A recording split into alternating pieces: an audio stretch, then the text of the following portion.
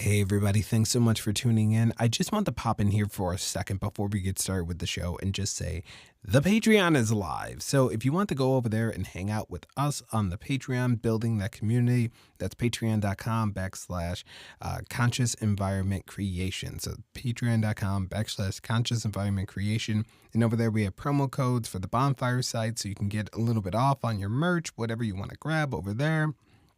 But we have behind the scenes footage. You guys can vote on different topics. If you want to be the producer level, you can actually just have whatever you want me to make a podcast about within reason, and I will make it. So let's hang out together. I can't wait to keep building this community with you. All right, on with the show. Hey, welcome back to the Conscious Environment Podcast, and this is Say What History. This is a show about some people that you know, some people that you don't know, and some events so crazy it'll make you say, what?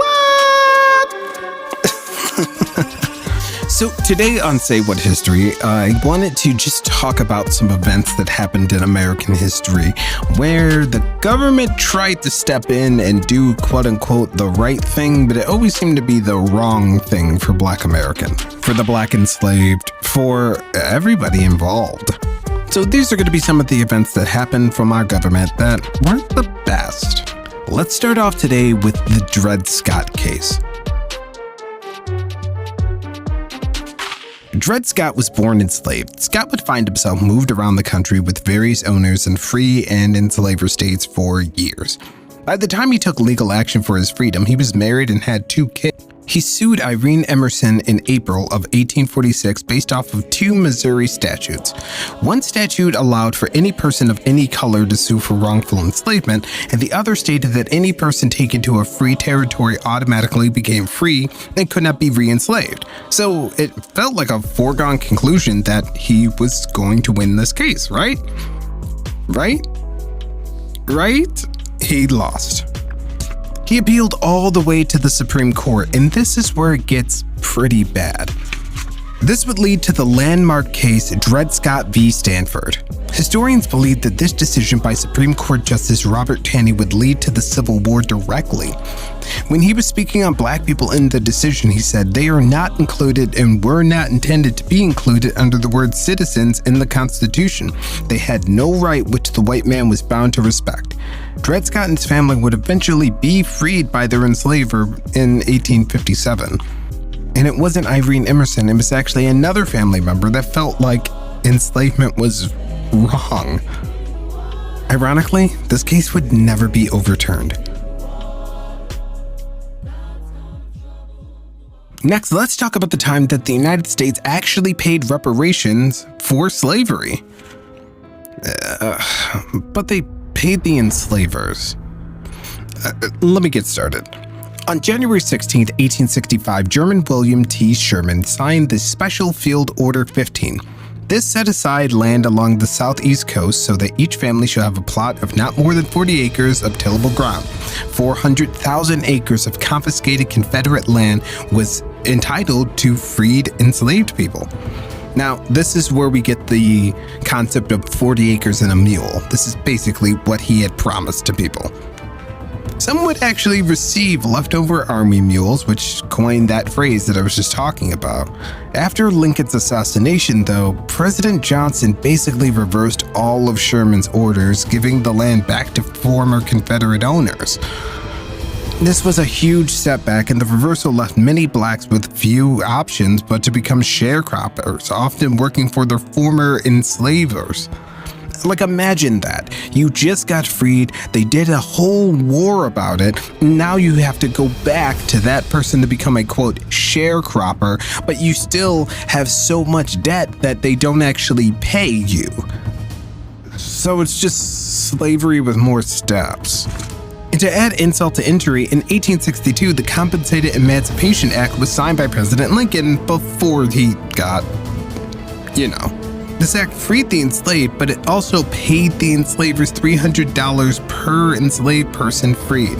That's about $8,300 in today's money.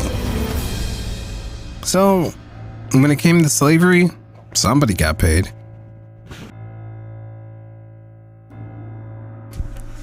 Since we were just talking about them, let's talk about the Confederacy for a second, because there's a lot that goes along with the Confederacy where people say that oftentimes that it has nothing to do with enslavement. It had nothing to do with slavery. They were fighting for states' rights. Ask that person what right they were fighting for, like a state's right to own slaves.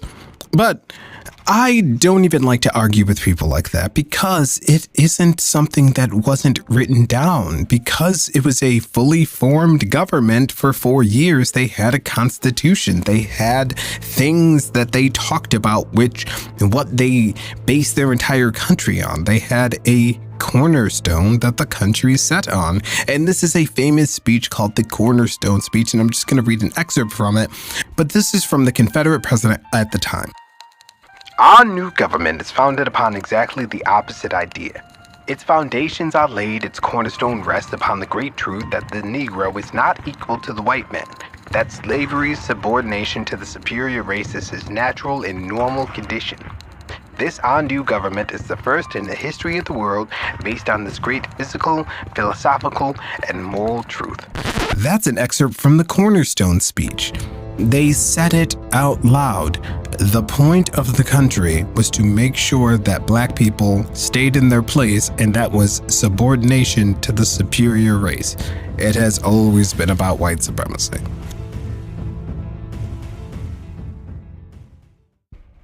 Okay, so let's go all the way over to the West Coast. We usually associate the West Coast with being more liberal, bluer, more progressive ideas, but that wasn't always the case, especially when Oregon first joined the Union. Oregon's racial makeup has been shaped by 3 black exclusionary laws that were in place during much of the region's early history. During the 1840s and 1850s, white settlers generally opposed slavery, but many also opposed living alongside free blacks. Like, I'm not going to enslave you or anything, but can you just, stay over there? So on June 18, 1844, Oregon's first black exclusionary law states that blacks who tried to settle in Oregon would be publicly whipped every 6 months until they left the state. What? Let me say that one more time. Blacks who tried to settle in Oregon would be publicly whipped every 6 months until they left the state. This was a law on the books. Let's keep going. September 21st, 1849, the second law specified that it shall not be lawful for any Negro or mulatto to enter or reside in Oregon. So they got a little bit more clever a few years later and said, okay, we'll stop whipping you guys every 6 months. We just won't let you through the door. Okay, so fast forward a little bit to November 7th, 1857. Now, they're voting on their own Bill of Rights for their state, right? So the voters approved the exclusionary clause incorporated into the Bill of Rights. The clause prohibited blacks from being in the state, owning property, or making contracts. So you couldn't even do business with the state of Oregon. I don't want you here. I don't want to think about you. I don't want to hear about you. I don't want to know about you. Don't even think about us. Oregon was the only free state admitted to the Union with an exclusion clause in its constitution. So every state had to submit their constitution in order to be admitted to the Union. And Oregon was allowed to keep their exclusionary clauses in their constitution and join the Union. The clause was not repealed by voters until 1926. I know that feels like it was just yesterday, but you want to hear something worse?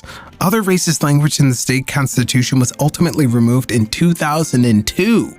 In the 1860 census for Oregon, it reported 128 black people in the total population of 52,465. In 2013, only 2% of Oregon's population was black. Coincidence? No, it's not. It's based off of all the stuff that I just told you. How could you think it was a coincidence? Okay, so to leave you with one last fact about the United States and how our government has continuously and oftentimes made mistakes when it came to the black community or black Americans or black enslaved in general, I want to let you know that it isn't that long ago. Because the 13th Amendment, the amendment that abolished slavery, was officially ratified by the last state in the Union in 2013, and that state was Mississippi. I want you to take that in for a second. Mississippi abolished slavery in 2013. And the vote was not unanimous.